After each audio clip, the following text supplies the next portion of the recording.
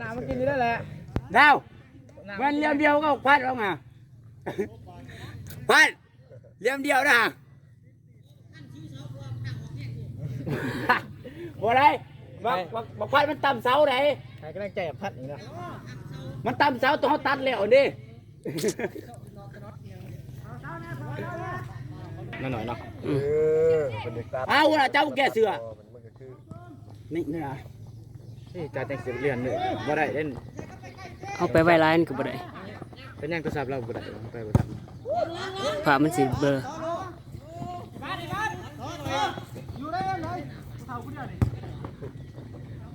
เอาแล้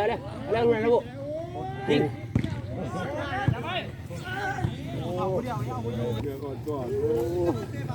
อะไรนี่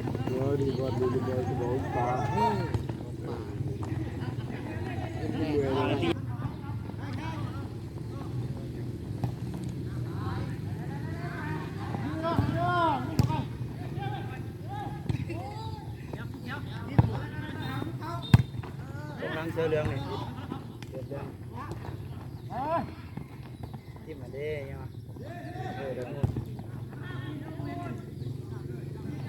พัดแล้วมื้อนี่ ได้นะน้อยดังหยา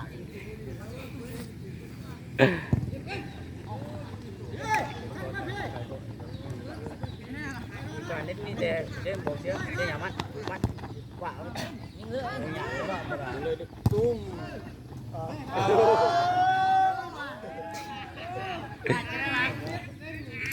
โอ้ที่มันมีหาพดเดี๋ยวจะกันเลยกูมากันกับพี่มามาแต่เป็นอะไรครับเดี๋ยวเต้ทำกันจะวิ่งหัว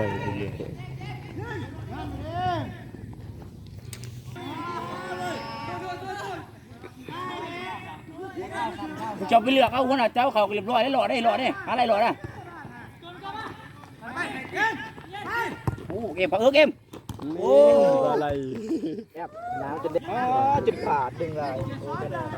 คะแนนนั้น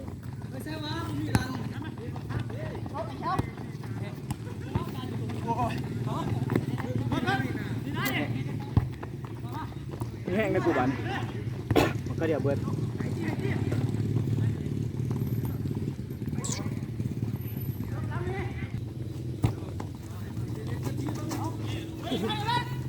เขาลิ้นบลอกก็มึงกับลิ้นกระเด็นคนบลอก